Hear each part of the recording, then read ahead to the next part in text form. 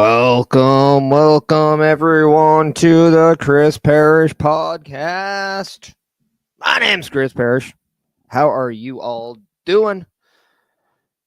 This is episode 73. Time to catch our breath because this is Sunday, April 20th. And if you are one of those people that like those funny cigarettes, well, happy 420 to you. But it's time to catch our breath. Why? Because we are one day into WrestleMania weekend. But first off, happy Easter Sunday to everyone. We had a long day yesterday. If you stayed with me through the stand and deliver, watch along, watch party, I appreciate every single one of you. Thank you so much. And I hope you enjoyed it. If by chance you watched the WrestleMania Night 1 PLE Patrol, I hope you enjoyed it as well. But first off, I want to thank everyone who has helped make the Chris Parrish podcast run, and that is beercadewhyte, located at 105 4482nd Ave. You can follow them at beercadewhyte on Instagram, beercadewhyte on Facebook, as well as beercadeyeg on X. They are the host of nights 1 and 2 of WrestleMania, and you can watch them for free if you live in the Edmonton area or visiting. Got to say hello to CBRS Entertainment, who is saying good afternoon, Parrish. I'm still trying to catch myself after that insanity that was yesterday. And then we got Bobby's Stats coming in saying hello, Parrish. Well, hello to you, Bobby, and hello to you, Best. I hope you are both doing well. I hope you both enjoyed night 1 of WrestleMania as well as Stand and Deliver. I also want to give a shout out to Route to Victory Road podcast joining us on Instagram. Hello, how are you doing? Hope everyone is enjoying day 2 so far of the WrestleMania weekend. Hopefully everybody is doing great on the Easter Sunday. What we have to talk about, my Lord, what a day it was yesterday. Before we can even enjoy WrestleMania, WWE announces that they purchased AAA, the Lucha Libre organization known as AAA, acquired by WWE. If WrestleMania is not big enough, they gotta drop a bombshell like that. I mean, just when you thought WWE could not do more, they go and do something like this.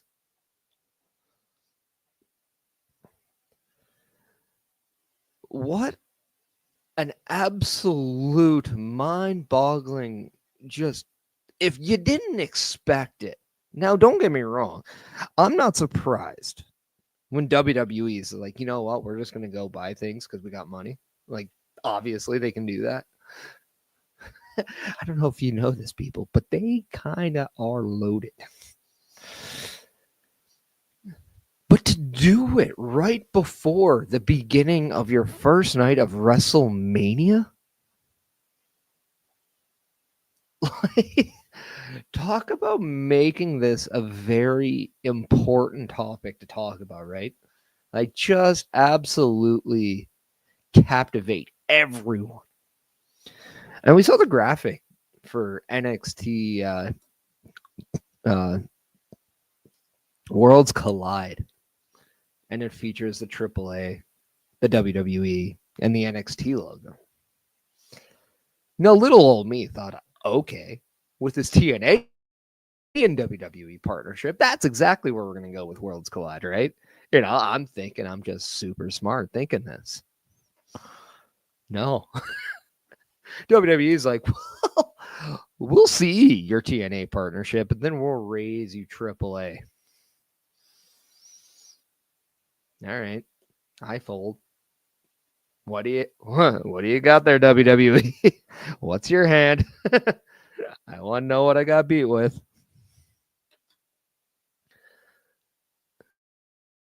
But an absolute insane bombshell. Bobby coming in saying, "What matches would you like to see between WWE and AAA?" All of them. Like, I don't know. Like, I'm still trying to process this. Like, it's absolutely insane. Like, when you look at, I mean, what do you, Bobby? What matches do you want to see? Like, I'm gonna direct this question back to you guys. Like, what matches would you like to see? Because I'm still at a loss for words with what we just heard. And this is like well before WrestleMania. This is before we found out that Bailey was attacked backstage. Yeah. CBRS Entertainment coming in. It seems fitting given the first World's Collide pay-per-view back in '94 involved AAA. Well, yeah, and that's just the thing, right? Like when we talk about this era of WWE, we got to remember that Triple H is a student of the business. It's why they called him the Game, right? He's a historian. He loves all of this, right? Like, he knows everything that goes on. Like, it's crazy how we go from one era of questioning whether or not Vince was in tune to things outside of WWE to a guy like Triple H who knows everything that's going on outside of WWE. But you have to look at kind of like the timing of everything, because right now we had the El Grande Americano versus Rey Mysterio thing lining up for WrestleMania until we found out that Rey Mysterio was injured on Friday on SmackDown, not able to compete. They announced Rey Fenix as his replacement. Now, that's not the news, but the news, I think, is there's clearly an identifying lucha libre on the actual product for WWE, and there is an active want to promote lucha libre. And when you have talent like a Rey Mysterio, Rey Fenix, Penta, Santos Escobar, anyone really in like Dragon Lee, on top of Stephanie Bakir, on top of, multiple others, and you can list them. We can list everyone. Bobby coming in saying he wants Quino versus Santos Escobar. So I think that this was something clearly was in play for a while.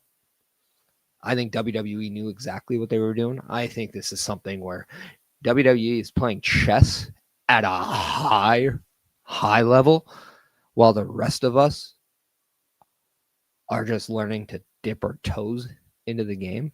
We're still learning the pieces. Like, what piece goes diagonally? What one can go to that way?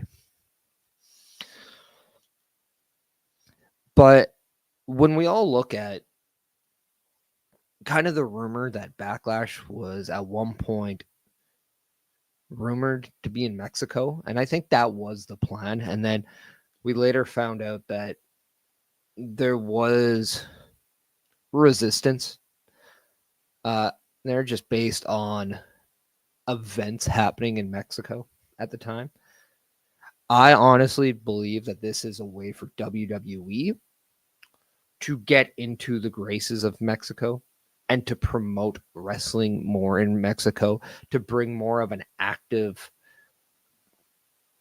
audience of wrestling to Mexico, and then obviously including the fans of Mexico into their world, into their universe.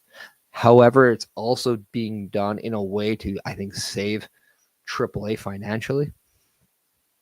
And then I also do believe that and Triple H did mention that there is plans to keep AAA running. There isn't a plan to just remove them. and to absorb them. This is more financial aid, and then hoping to, work with each other, because there is an abundance of Mexican representation in WWE. I mean, could you just imagine Rey Mysterio in this day and age in 2025 going to AAA? But I was talking about this with a friend of mine over at beercadewhyte, which, by the way, was a lot of fun. So anybody who is watching who did attend there, thank you. And I hope to see you again later today for night 2. But we live in a world where Rey Fenix, Penta, in 2025 are at WrestleMania. Jacob Fatu was wrestling at WrestleMania in 2025. Vince McMahon has nothing to do with WWE right now. CM Punk is back in the company. It's on Netflix now. And now WWE has acquired AAA. Oh, yeah, and by the way, Dominic Mysterio's wrestling, and Rick Steiner's kid is wrestling in Braun Breaker. That's the world of WWE that we live right now. You go back and tell your younger self that's what your wrestling's going to be. Isn't it an insane time to be a WWE fan? Like an absolutely crazy fan. Like, I remember when WWE acquired WCW. And that was absolutely insane, given how impactful the Monday Night Wars were at the time, and how that shaped the wrestling culture as we knew it, especially in the US and in Canada. Now, I'm not saying acquiring AAA is at the same level of WCW, but what I am saying is that this is absolutely insane of an acquisition, because it allows WWE and AAA to put on crazy dream matches within the Lucha Libre and the Mexican wrestling culture and history. And if by chance this can even become like NXT Mexico, how insane could that be?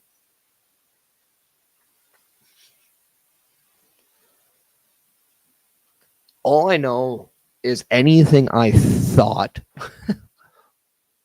was a thing, I'm now just taking that step back, and I'm allowing myself the time to see how it unfolds, because this is a time now where, yeah, you can have fun and you can speculate, you can predict, you can do all these things in wrestling.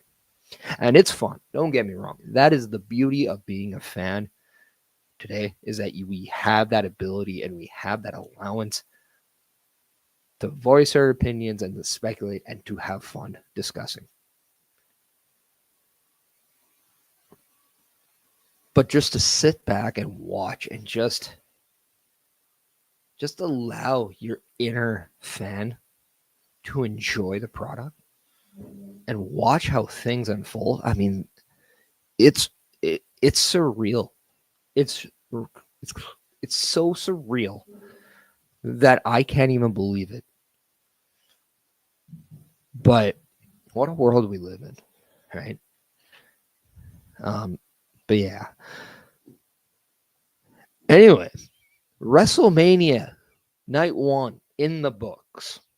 Stand and Deliver in the books. What a day. What a day April 19th, 2025 was. We saw new tag team champions in both the New Day and Hank and Tank. We saw main event Jey Uso become your new world heavyweight champion as he tapped out the ring General Gunther. That decision seemed to be very confusing by people. I'm going to tell you why I think this was a beautiful match. But before I go with that, I have to activate the 10-week build they also had. We have this unlikely hero who is popular with the people in Jey Uso. He yeets his way to the ring and people go crazy because it's fun. He connects with every single person in the audience. He makes you enjoy and have a good time every time he's out there. He is widely known as being one half of arguably the best tag team in the world with his brother Jimmy in the Usos. But with this bloodline story that we're able to look at his evolution on becoming his own man, we then see him break away from the bloodline. We see then him do what nobody thought he could do, and that was become a singles champion when he defeated Braun Breaker for that Intercontinental Championship. Now, granted, he lost it back to Braun Breaker a few weeks later. But what that showed was that he was stepping out of the shadow. Stepping out of the shadow of his twin brother. He was stepping out of the shadow of being a tag team wrestler. He was stepping out of the shadow of being a part of a family-oriented group. And he was stepping out of the shadow of himself because he had self-doubt. He didn't know he could do it. He just had passion for professional wrestling. His intuition is just to go out there and perform. Sometimes you don't know why. Sometimes it's just, an everyday thing. But as he went into the Royal Rumble, he defied odds. He outlasted 29 other men. He defeated John Cena in the final two.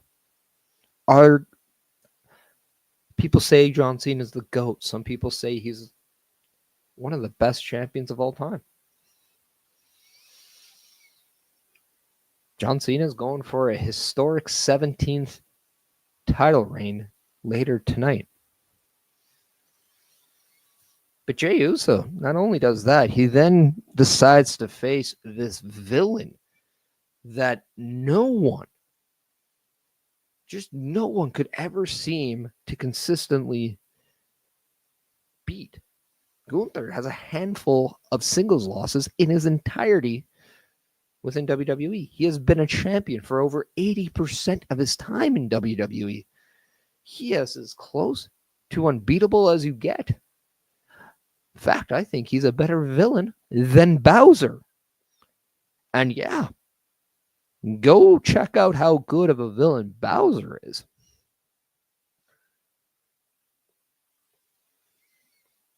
You start the journey by being afraid. You start the journey by not knowing if you can win, only to prove it to yourself week after week. This villain is so confident of himself that he thinks less of you, only to think he can bully you. But in retrospect, all he was doing is making you tougher, making you stronger, making you more mental strong. All Gunther did was the opposite of what he was hoping for. To the point, Jey Uso, he felt guilty for what happened to his brother Jimmy. He then used his emotions to control his passion and not overtake it. He then saw past the fear. As he headed into WrestleMania, he was not afraid of Gunther. He didn't fear the impossible. He even embraced the yeet once again. He went into WrestleMania as someone with nothing to lose because he never truly thought he would ever be in the position he was, but he knows he's in the position that he is because all he did was overcome. So by the time the match comes, he took every shot Gunther had. He even had a smile on his face at times. Reverse psychology and use Gunther's own offense against him.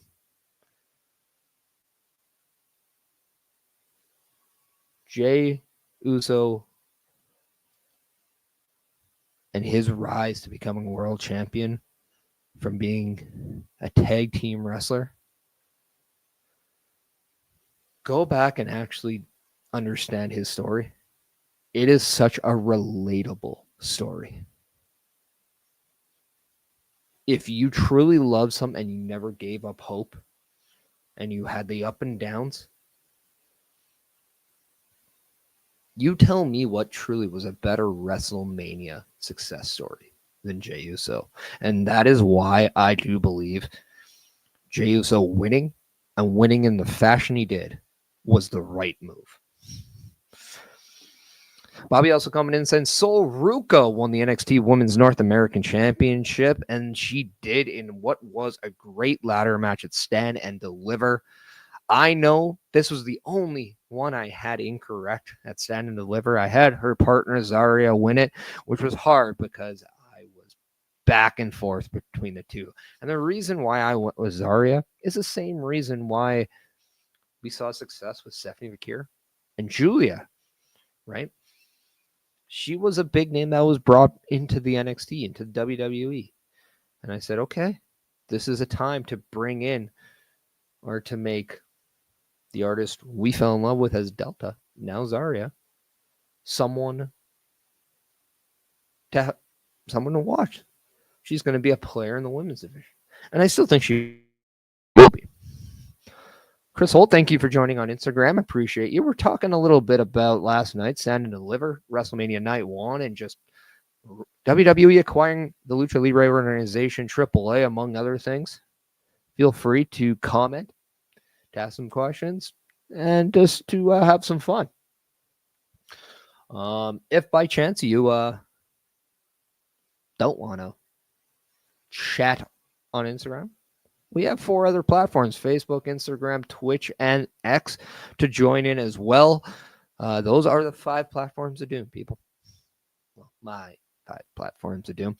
But Sol Ruca, though, winning, I'm very curious to see kind of where this goes with the tag team that she does have with Zarya, because at one point in that match, she did have that standoff with her tag team partner on the top of the ladder, and they almost did not want to fight. They knew they had to, and they did. And Zarya, you can tell, was disappointed. Even though she was happy for her friend, her tag team partner, you can also tell she was just disappointed in herself, because I think she was more disappointed that she didn't strike first. But so let's talk about Sol Ruca, and let's put some respect on her name right now, because she is super athletic. She is super gifted. And that soul snatcher she does off the ladder, the double in from the corner, just to go on that like surge before she climbed the ladder and retrieved that championship, absolutely amazing. She has everything you need to become just a megastar, a superstar in WWE. I think the only thing that's going to help her is a little bit more experience, but also those reps as a character. I really would like to know more now about who the Sol Ruca is now, not the Sol Ruca that was brought in. We knew that. She likes to surf. She's a carefree individual. We understand that. But I want to know what Sol Ruca is now, how determined she is, who she is now. And I want to see that continuous character development, because the more and more we see her, the more we're going to be emotionally invested in what she does, because she has the talent that backs it up. And now she has a championship in her resume. And now she has an accolade of saying, I am a North American champion. Bobby Stats coming in saying, I'm looking forward to see what matches she can get next on NXT. As Chris Best is saying, I kind of think we're going to see Sol Ruca and Zario split, with the two of them having a match for the North American Championship. Potentially. I also wouldn't be surprised to see something along the lines of what Fraxium was doing, just instead of having a tag team championship around their waist, it's going to be about the North American Championship, something similar to the Kurt Angle Brock Lesnar kind of stuff we had at that point when they were the healthy competition. Now, do I think this could lead to a feud like you were saying? Yeah, I mean, logically, it makes sense. Logically, it definitely makes a lot of sense. Bobby coming in saying, I'd like to see a singles match between Sol Ruca, Thea Hale, or Lola Vice in the future. I think we're going to be very spoiled now with NXT in the women's division. When we have the likes of Stephanie Bakir as one champion, and we have Sol Ruca as another champion, and then we also have in the same talent pool, we have Julia, we have Jordan Grace, we have Lola Vice, we have Jada Parker, we have Fallon Henley, we have JC Jane, Gigi Dolan, Tatum Paxley, Izzy Dane, who I thought was super impressive in the ladder match.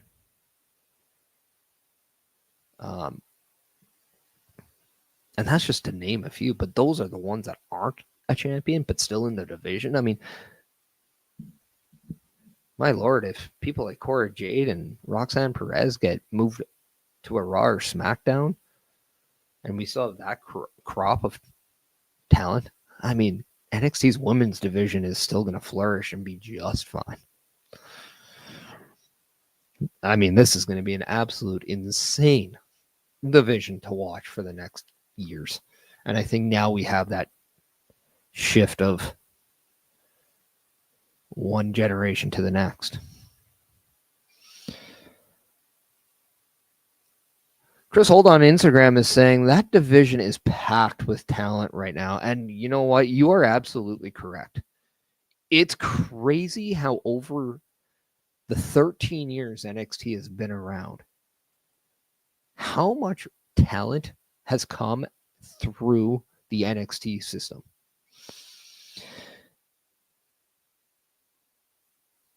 And it's insane to think that all it does is continuously get deeper and deeper and deeper as we go. And I think what is just phenomenal right now is that there is such a large amount of women who are just within their first few years of the business. And then you got a good crop of people that are in that next set of experience. And then you have a group of people that are, veterans and they've been doing this closer to the 10-year mark. It's absolutely crazy to see just how balanced from an experience level the NXT women's division is, but also because of that and how they're meshing it all together, just how complete it's also is. It's absolutely amazing. Whatever they're doing at the PC, good job. You're doing amazing work. And this isn't even we're still going to get people coming into the system. We're still going to get people coming back down. We're still going to have additions.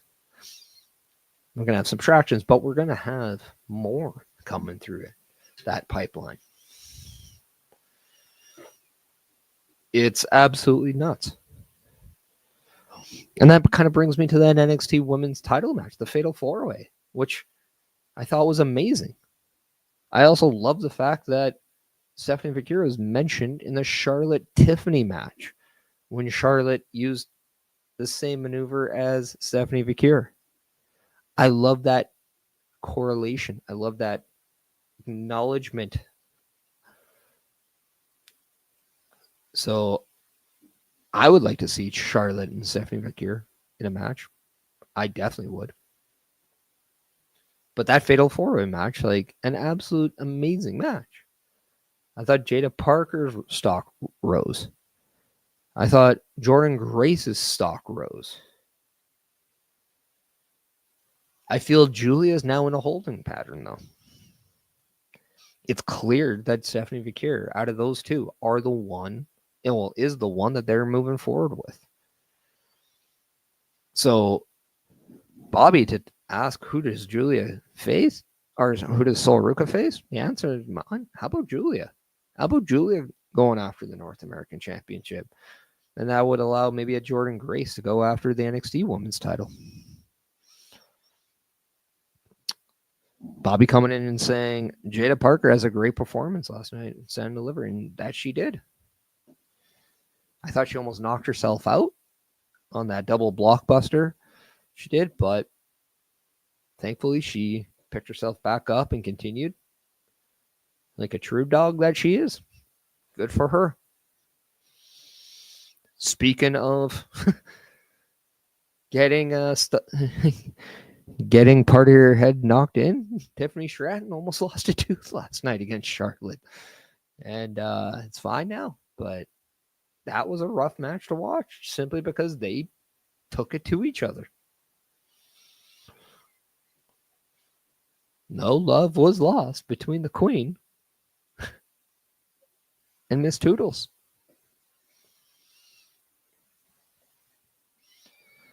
Now, I do want to talk about the elephant in the room. That was the main event of WrestleMania Night 1. Easily, in my eyes, the match of the day. Shout out to Fraxium and Hank and Tank, because I thought their tag team match was nothing short of holy you know what. And congratulations to Hank and Tank. You heard it here first, by the way, that I said Hank and Tank's walking out to Stand and Deliver as your next tag team champions of NXT. But that triple threat match between CM Punk, Roman Reigns, and Seth Rollins. If you aren't aware of why storytelling is now the most important thing in WWE right now, just watch that match. Also, how amazing was that video package for CM Punk? The throwbacks to everything that he was doing. Then that amazing entrance in living color playing Cult of Personality. I also love the fact that CM Punk had the most generic hoodie on that had a spray tan stain on his thing. And I'm gonna go out on a limb, because that probably came from Jay Cargill.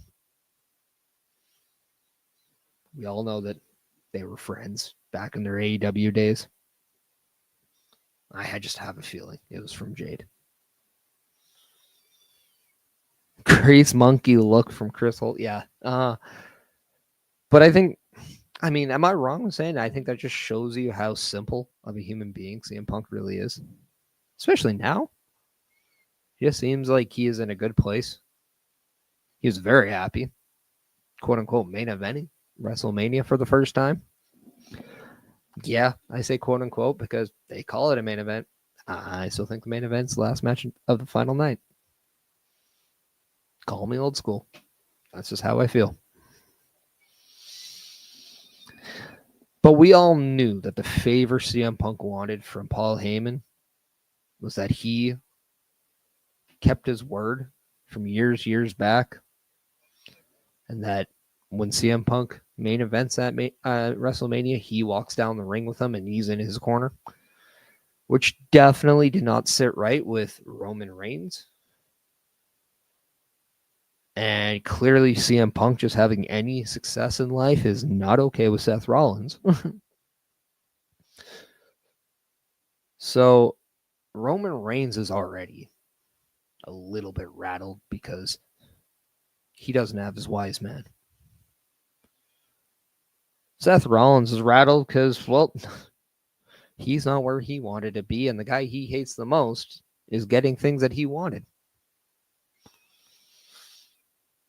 But CM Punk is like a kid in a candy store, and his sweet tooth is running wild.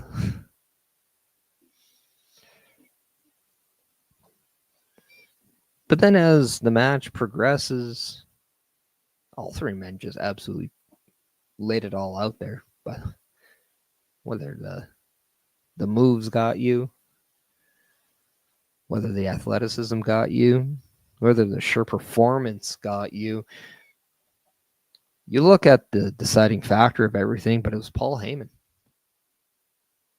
Paul Heyman at one point, he goes to grab a chair. And as all three men are down,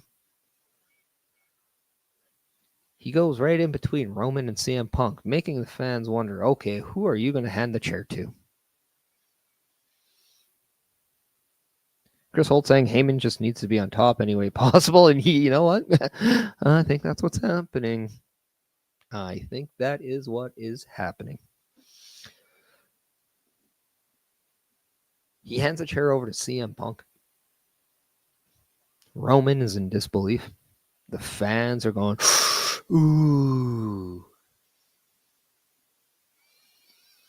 But and here's where I knew something was going on. Paul Heyman, after handing the chair to CM Punk, gets in the ring. And we all know when Paul Heyman gets in the ring, he's going to do something.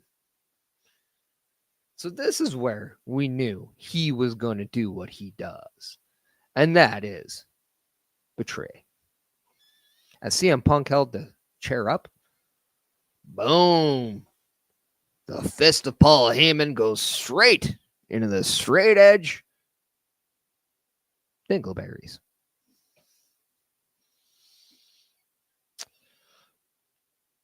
Paul Heyman punches CM Punk right in the Chicago Bulls.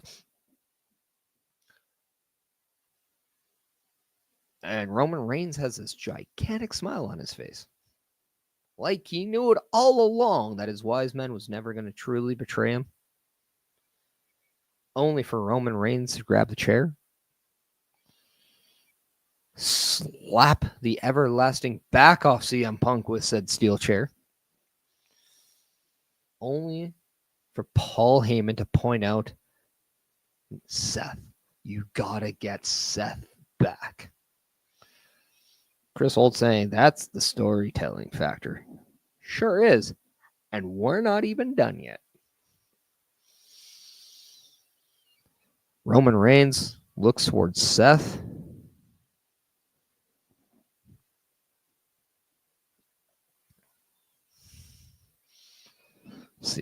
CBRS Entertainment coming in. You could say it was the Blackhawks down for CM Punk. No, I think maybe his White Sox was down.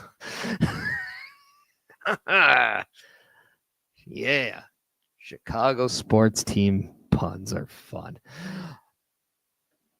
But Roman Reigns looks over at Seth.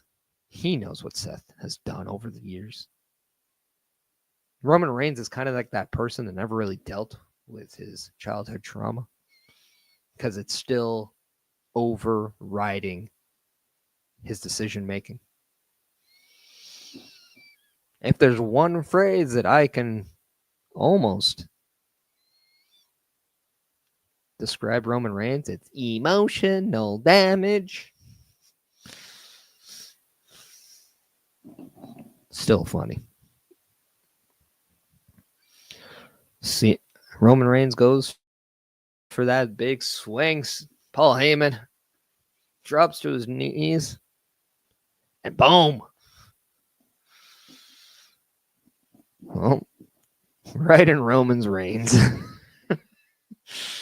he shares the the sentiment from Punk to Roman as he punches Roman right in his ooh-ahs.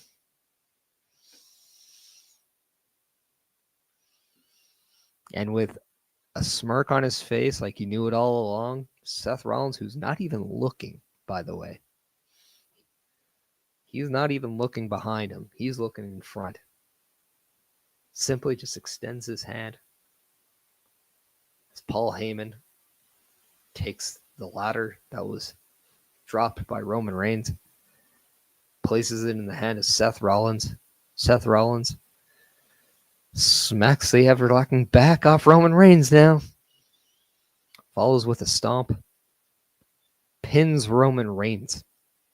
Man, is Seth Rollins just a kryptonite to Roman Reigns now, isn't he? But we end with Seth Rollins and Paul Heyman. Seth Rollins and Paul Heyman is awesome. I mean, yes, you maybe saw it coming, but at the same time, I don't think you saw how it was coming. I think the wonder was, okay, this seems like it's logical. This seems like this is the direction, but, how are they going to get there? Well, that's how. It might be a controversial thing to say, but Seth has been putting guys over for years. He deserved that win. This coming from Chris Holdover on Instagram. I don't think it's a controversial take at all. I think at some point you do have to put Seth Rollins in that position. Also remember this. Seth Rollins turned heel by breaking up the Shield, which was, 15? Like it was before WrestleMania 31. So we're talking 10 years ago?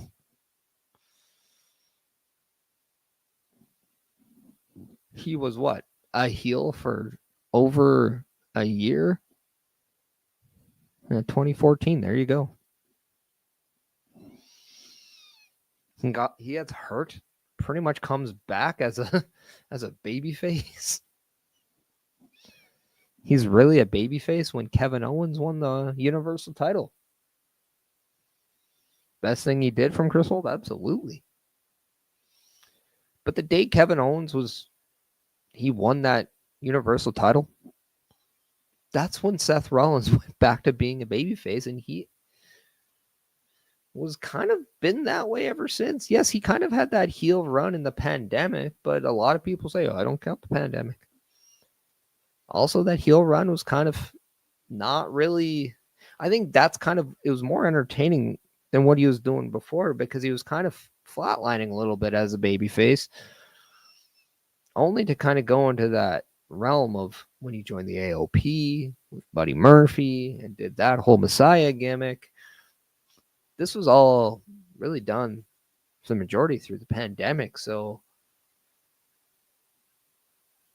you don't really notice a lot of, I think a lot of people kind of just forget that. So it just feels like he's been a babyface for the better part of a decade, right? Now that you got some edge back in Seth Rollins, what? And here's the logistic way of connecting the dots here. Last year, Paul Heyman, when he was inducted in the Hall of Fame, flat out said he's a Paul Levesque guy.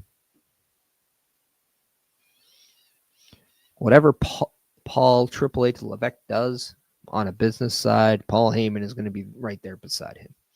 He is going to be by his side. He is loyal to Triple H, Paul Levesque, in that realm. And we got to remember, Plan B came from Triple H picking Seth Rollins to be that member up from the Shield, to join the Authority and be the face of the Authority. So just by connecting the dots, Seth Rollins has been a Triple H guy, but Paul Heyman is a Paul Levesque guy. So it just made sense that Paul Heyman and Seth Rollins were each other's guy.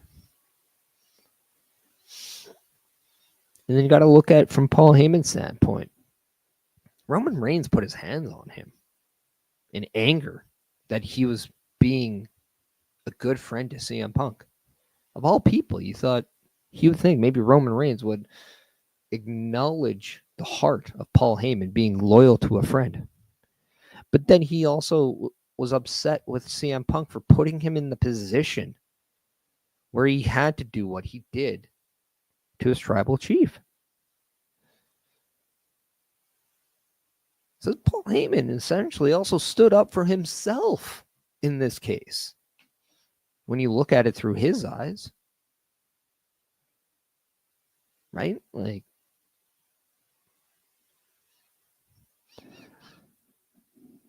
we also saw Jacob Fatu become United States champion. He defeats LA Knight. And not only does he win his first championship in WWE, he does it in his WrestleMania debut. I thought LA Knight versus Jacob Fatu was a fantastic match. That moonsault to a BFT, I thought was absolutely beautiful. And I loved the way LA Knight sold the kick out from Jacob Fatu. And just the disbelief he showed on the, I have no idea now how I'm going to beat this guy. I legitimately hit everything in my head that I knew I could hit, and it was not enough. And I thought that was such a great turning point that allowed Jacob Fatu just the opportunity to take advantage of the match and steer it in the way that allowed him to win the championship. Now, the reason why I also think it's okay that Gunther tapped out is that now we have Jacob Fatu in the picture. Jacob Fatu, who also got cheered out of the building yesterday at Allegiant Stadium. Who does not want to see Jacob Fatu versus Gunther right now?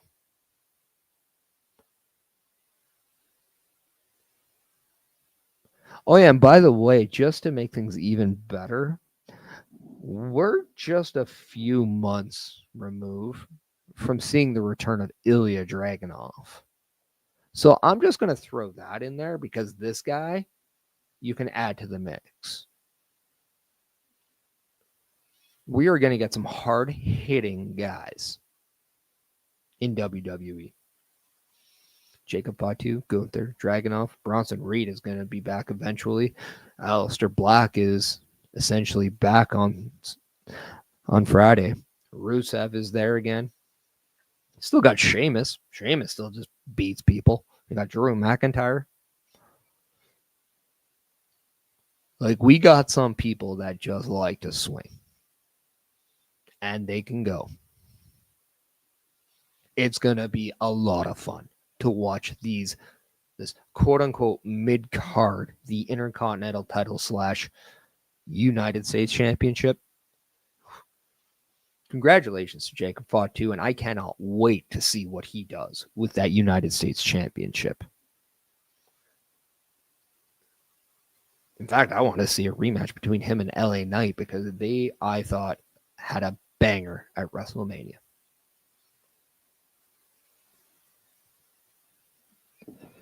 Another match that I thought delivered again last night that I don't think a lot of people are going to talk about, but I thought Naomi and Jade Cargill was really solid. I think Jade Cargill also, I still want to see more of Jade Cargill. I think for a long-term solution, like not solution, that's a bad one, but just for long-term, I think it'll do her well by just getting more reps in. But I think the progress of Jade Cargill is doing well. And I really like the confidence that she has in herself now. There is a new sort of confidence. And in retrospect, in comparison, the confidence Naomi now has. in this new direction of her character is just fantastic.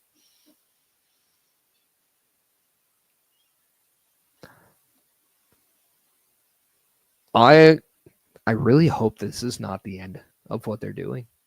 I want to see a little bit more to this. I really hope we have maybe Jade Cargill looking to go after. Maybe she chooses to go after Chelsea Green for the U.S. title, but then Naomi just comes in and interferes. The match is thrown out, and we continue with Naomi and Jade, and this gives like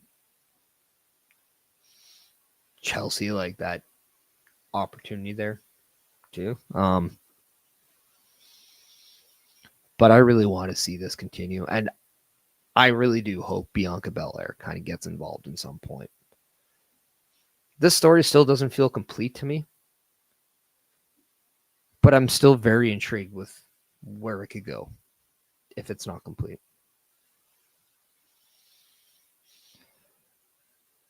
Rey Fenix and Chad Gable or El Grande Americano or whoever's underneath that mask. We don't know. Which, by the way, El Grande Americano, so entertaining at WrestleMania.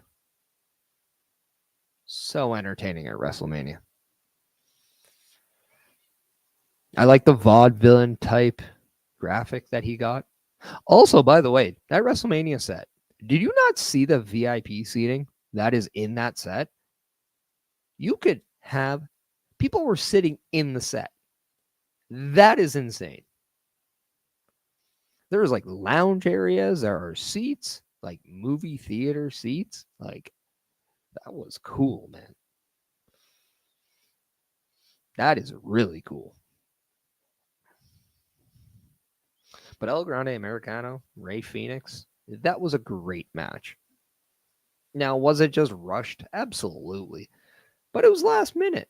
What to expect? I also love that.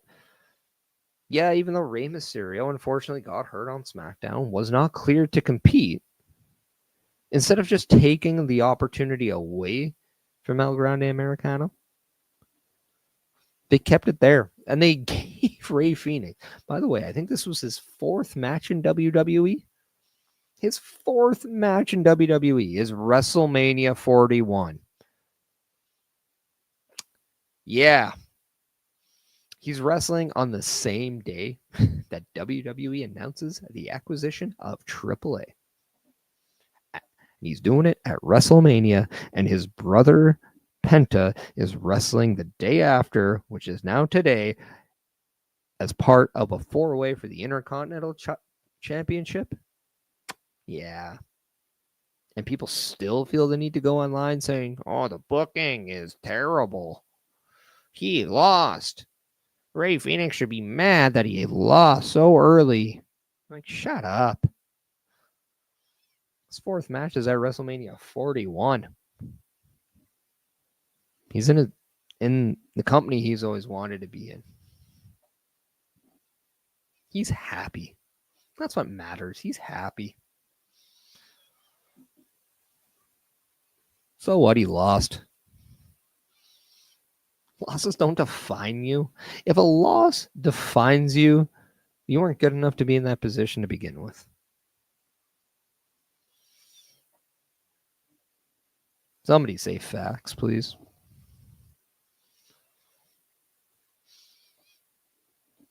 I thoroughly enjoyed WrestleMania Night 1. I'm not going to be that person to say it was the best Night 1 ever, because I don't think it was. But it was a great first night at WrestleMania. Thank you, best. Now I kind of just feel like, yeah, come on, sheeps, do what I say. I'm just kidding.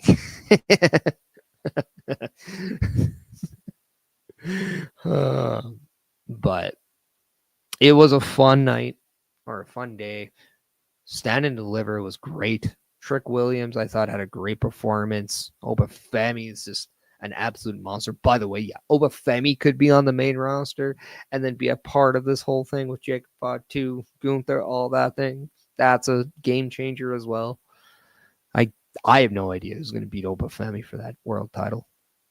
I do not know who's going to be the guy that defeats Obafemi for the NXT Championship. Chris Holt said his loss will be his growth this year.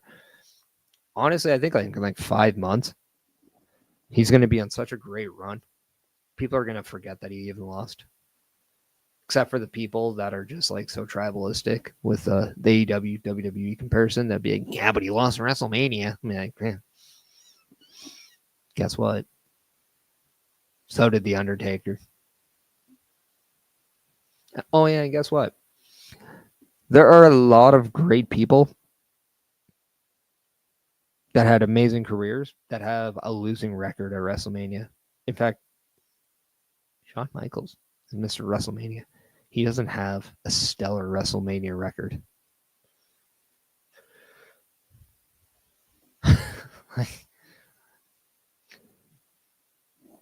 It just blows my mind how wins and losses now, yeah, I do think they matter, but come on, like they matter in the sense of like, okay, you're vying for a championship. You want that person to go into a championship match being deserving of the opportunity, or like, hey, I won this match, I'm on a roll, especially on a babyface side. You want a heel just to sneak their way into a situation that they don't deserve. That's perfect. That's how you hate it. But this whole, like, it's why when AEW started and they said they were going to, wins and losses were going to matter, and they had the ranking of wins and losses. Yeah, that lasted for what? How long? They don't do it anymore. Like, come on, give me a break. There's a reason why those things don't last. Especially in this form of presenting professional wrestling through the sport entertainment.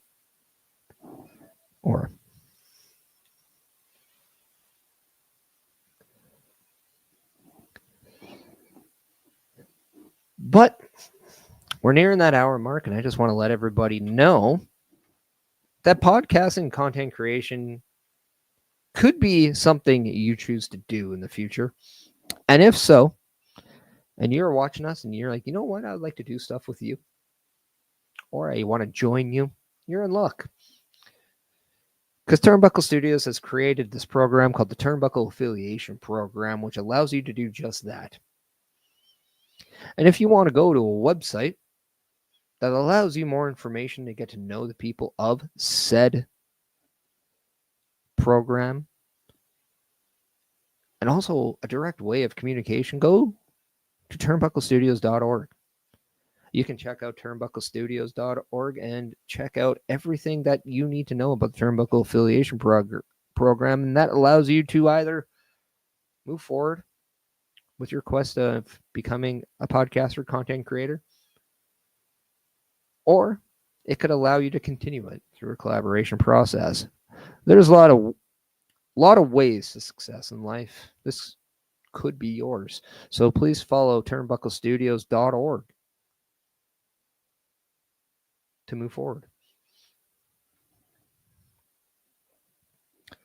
Once again, if you want to watch WrestleMania Night 2 and you live in the Edmonton, Alberta area, or you're visiting in that area and you want to check out a local place that is playing WrestleMania Night 2 for free, please check out beercadewhyte, located at 10544 82nd Ave. They got multiple social media links down below that you can go and check them out and support them. You can also see me there 4 p.m. local time when doors open. WrestleMania Night 2 featured by the main event, Cody Rhodes defending his Universal Undisputed Heavyweight Championship against John Cena, who's looking to capture his 17th title reign.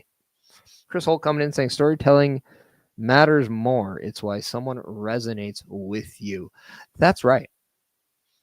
I think, too, storytelling is just the best way of creating that emotional investment. Whether it's a relatability, whether it's, hey, this person is just somebody that I just want to punch in the face. I want to smack in. I just can't stand that. Or whether or not a story makes you cry because it's beautiful. It makes you cry because it's sad. It makes you feel in any specific way. That is what storytelling is. We could go back and list our favorite characters, not just in professional wrestling, but in movies, in TV shows, in comic books, in any form of entertainment. And we can always tell you the reason why we follow that person. And usually it's because there's a story. I think pro wrestling, it's not easy to create new things, but what they are doing right now in WWE with the resurgence of the storytelling being a true primary force of the product, I think it validates your reason to watch the show.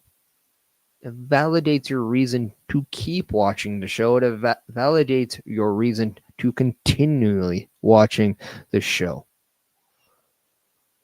If you're a longtime fan, if you're a new fan, if you're a fan that started off, dropped off, came back, however it is, I think there is a lot of different things for you in this product. And I think WrestleMania Night 1 did a lot of that.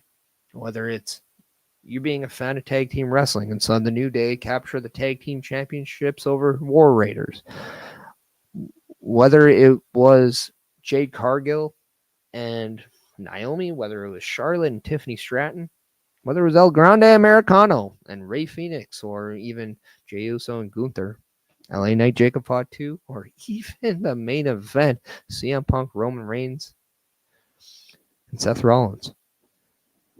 There's always something there for you. Hell, you could even like NXT. Ricky Saints. Oh, you go Ethan Page for the North American Championship, retained by Ricky Saints. Whether it's Hank and Tank's historic underdog run to the NXT tag titles, defeating for Axiom, whether it's Sol Ruka winning the NXT North American Women's title match in an amazing ladder match, whether it's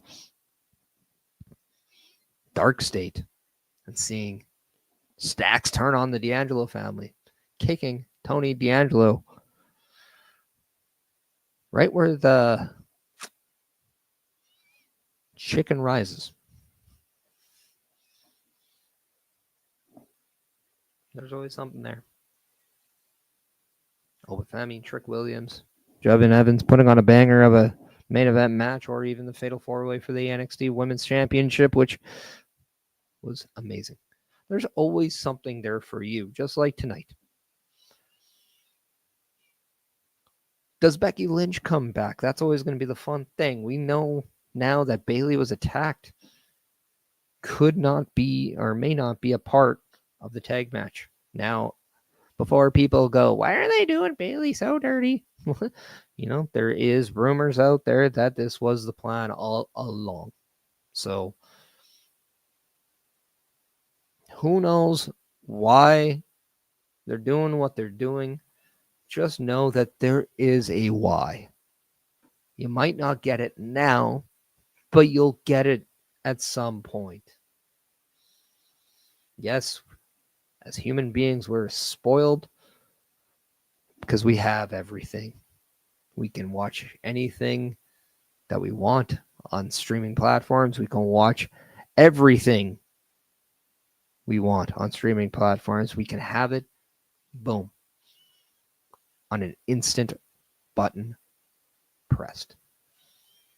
I want to watch all episodes of Friends. Boom. Yeah, there's a way I can do that. I can watch all episodes of Seinfeld. Boom. Yeah, I can do that. I can watch all this amazing WWE on Netflix. Boom. The Vault on YouTube. Boom. It's one button away. We're spoiled as human beings because we have all this content. Doesn't mean we should let that wreck the content we have to wait for. Until now, until then, don't get caught up in everything. Just remember, if you want to enjoy it, you just need to give yourself a time to catch our breath. I hope everybody enjoys WrestleMania Night 2, because I'm sure it's going to be absolutely fantastic. Also know that we're going to come back to you on Monday night with the Turnbuckle Studios with the Raw Patrol. And we're going to get back to our weekly content filled over at Turnbuckle Studios. But instead of me talking to you about it, we got a video to do it. So check out this video before we take it to the end. Turnbuckle Studios and the Turnbuckle Affiliation Program bring you the week of streams. All times are in Eastern Time. Monday nights you get the Locker Room Breakdown at 7 p.m., followed by the Raw Patrol at 8 p.m.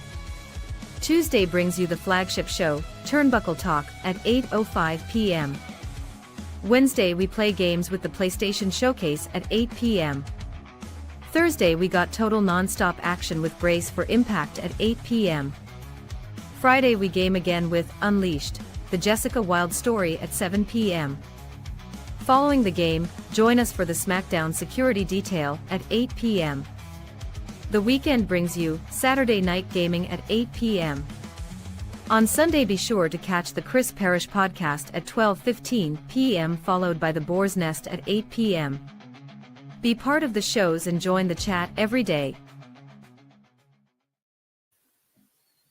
And that is what we have every week. Yes, there's going to always be the occasional change of the schedule. Like, for instance, and for example, because of WrestleMania Night 2 and the time it is, there will be no Boar's Nest tonight. But that will be back next Sunday. Just like you can check out everything on route this week. Next week, we do have episode 74, and that is titled Drafting Season. Because if you guys don't know, I'm a huge fan of the National Football League, where its draft begins Thursday. Now, are you saying, hey, Parrish, are you really going to do a podcast just talking about the NFL draft? No. What we do know also is after WrestleMania, we all look forward to the upcoming WWE draft. So what we're going to do is we're going to just have some fun in regards to the draft. I'm going to let you guys know some of my favorite draft moments, whether it's from pro wrestling, whether it's from the sports world. But what I'm also going to do is I am going to list you 10 people, if I was in charge of either brand, who I would draft, not including champions. We can have some fun next week with speculating however we choose. So until then, I'm going to bid you I'll see you next week. But before that, if you can, please check out my link tree down below at linktr.ee/Chris Parrish. That is where you can find all my platforms. If you can go and just give that a quick follow, quick subscribe, like, all that good stuff. It helps not only support me, but supports the channel where I could then provide you even more content. Just like if you want to go to my Instagram and subscribe to Chris Parrish on Instagram, we could then create so much more content. And if you guys have any advice on stuff you would like me to see or do or even try out, let me know. You can also check out the Chris Parrish podcast on Spotify. Episode 73, Time to Catch Our Breath, will be uploaded later today. So make sure you want to check that out if by chance you did not get to check out the whole thing. And if you can, rate the Chris Parrish podcast 5 stars. That goes a long way to help the channel. This has been episode 73 of the Chris Parrish podcast. I just want to remind everyone to have a safe day 2 of WrestleMania, but also, more importantly, for all the families out there celebrating Easter, I just want to wish you a happy Easter as well. Just like my friend Basser, who's joining on Instagram right now. Until next time, be healthy, be happy. But more importantly, at the end of the day, know you matter. I'll see you then.